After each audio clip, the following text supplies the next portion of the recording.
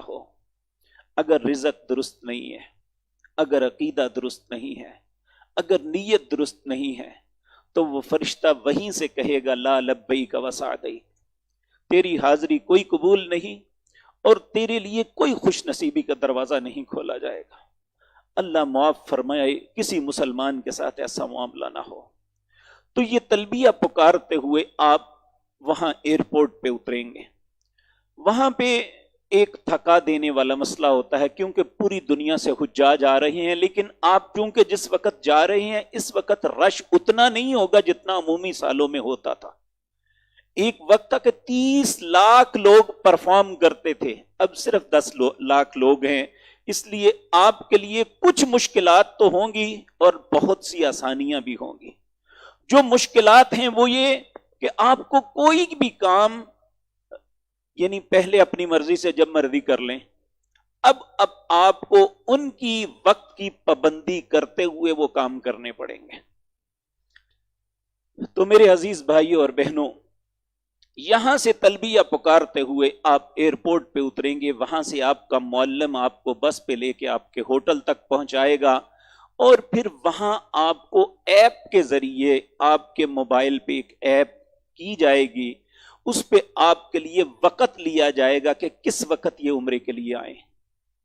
اس وقت آپ نے وہاں پہنچنا ہے جب آپ بیت اللہ میں جائیں عمرے یا حج کے لیے، احرام عمرے کے لیے، اس وقت گھر سے وضو کر کے نکلیں، کیونکہ 2 چیزوں کے لیے وضو واجب ہے، لازم ہے، ایک نماز کے لیے، ایک بیت اللہ کے طواف کے لیے۔ اس لیے بہت سے لوگ اس معاملے میں کوتاہی کا شکار ہو جاتے ہیں، جذبات کے اندر کہ اب چلیں جا کے کریں۔ سب سے پہلے، اگر اس سے پہلے آپ غسل کرنا چاہیں تو نبی کریم کی سنت ہے، آپ جب مکے میں داخل ہونے سے پہلے حدیبیہ کے کنویں پہ آپ غسل کرتے، پھر آپ آگے جاتے، جا کے بیت اللہ کا طواف کرتے۔ اگر آپ اپنے ہوٹل میں پہنچ کے فریش ہونا چاہتے ہیں تو فریش ہو سکتے ہیں۔ اب یہاں پہ ایک بات پہلے عرض کر دوں، جب احرام باندھ لیا جاتا ہے پھر کچھ ایسی باتیں ہیں جن کو احرام کی حالت میں کرنا حرام ہے۔ نمبر 1، اپنے جسم کا کوئی بال کاٹنا یا توڑنا نہیں ہے، اپنے ناخن نہیں کاٹ سکتے، نہ دانت کے ساتھ نہ کسی اور چیز کے ساتھ۔ ہاں اگر خدا نخواستہ خارش کرتے کو ٹوٹ جائے تو اس کی کوئی ایسی بات نہیں، کیونکہ سید عائشہ صدیقہ رضی اللہ تعالی عنہا سے پوچھا گیا کہ اگر خارش ہو تو کیا کریں؟ آپ نے فرمایا تیرے ہاتھ باندھ دیے جائیں، تمہیں اپنے پاؤں کے ساتھ کرنا پڑے تو کر لے۔ تو یہ انسان جو اس کے بس میں نہیں، اللہ اس معاملے میں نہیں پوچھتے، جان بوجھ کے بال کو پکڑ کے کھینچ کے توڑ دینا یا بار بار کنگھی کرنا وہ ٹوٹ جائیں، یہ بات کسی درست نہیں ہے۔ آپ بھول جائیں کہ وقت احرام کی حالت میں کنگھی کو بھی کرنا ہے۔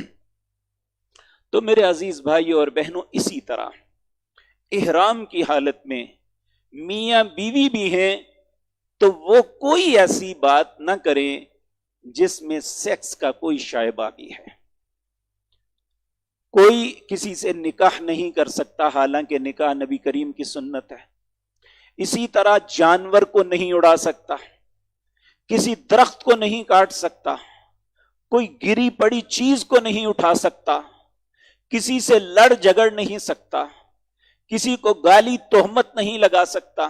یعنی یہ ساری باتیں احرام کی حالت میں بالکل ممنوع اور حرام ہے، اس سے اپنے آپ کو بچا کے رکھنا ہے۔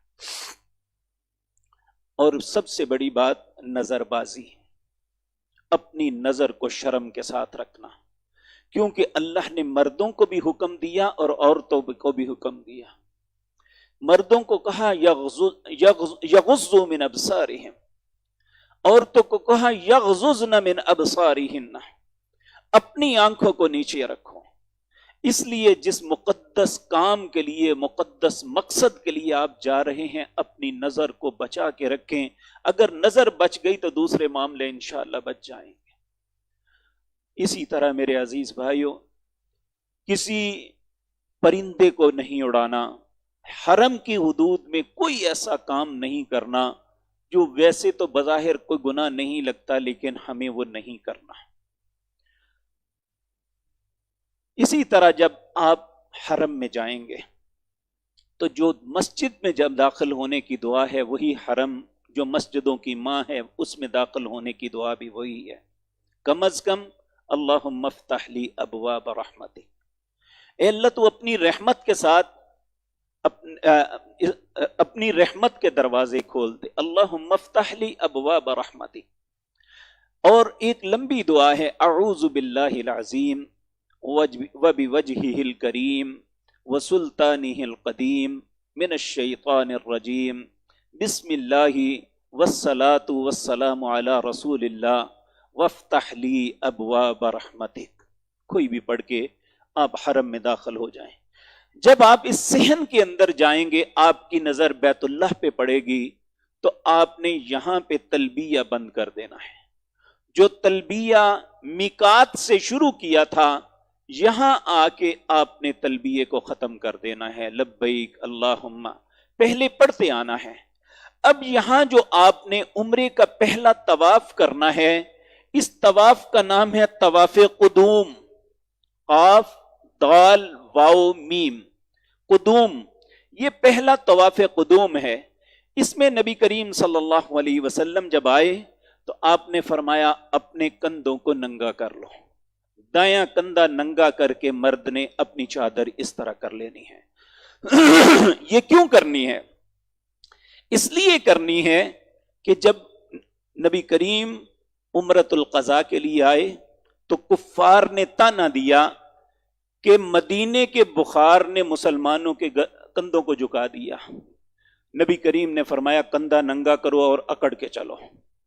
इस तवाफ़े कुदूम के अंदर पहले 3 चक्कर जो आपने लगाने हैं, पहली बात तो ये कि ये बैतुल्लाह के 4 कोने हैं, 1 2 3 4। अब चूंकि इनके गिर्द बैतुल्लाह के करीब आप नहीं जा सकेंगे, इनके गिर्द हसार बना दिया गया है। आगे ये जो कोना है यहां पे हजर अस्वद है। हजर अस्वद ये जन्नत से आया हुआ एक पत्थर है। नबी करीम सल्लल्लाहु अलैहि वसल्लम ने फरमाया जिसने ईमान की हालत में इसका इस्तिलाम किया, इसे चूमा, ये क़यामत के दिन उसकी सफारिश करेगा, अल्लाह इसे माफ कर दे। इसके 3 तरीके हैं चूमने। पहला तरीका अपने होंठों के साथ इसे, अब वो मुमकिन नहीं। दूसरा है हाथ लगा के हाथ को चूमना, छड़ी लगा के छड़ी को चूमना। और चौथा तरीका यह है कि इस तरह इशारा करना। जब इशारा करना है तो फिर चूमना नहीं है, सिर्फ इशारा करना है। तो यहां पे जाके अपने कंधे को नंगा कर लेना है।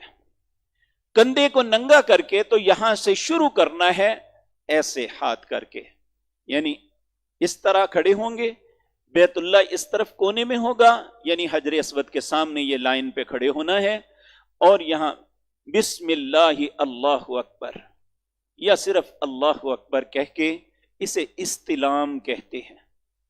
फिर चल पड़ना है और पहले 3 चक्कर जो हैं ये इस तरह लगाने हैं। ये मर्दों के लिए है, खवातीन के लिए नहीं है। पहले 3 चक्कर इन्हें रमल कहते हैं। रमल, ये 3 चक्कर इस तरह मर्दों ने लगाने हैं।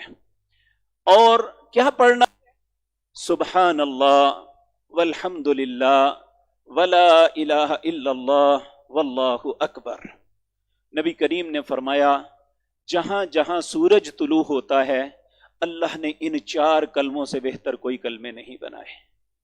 तो ये यहां से शुरू होना है।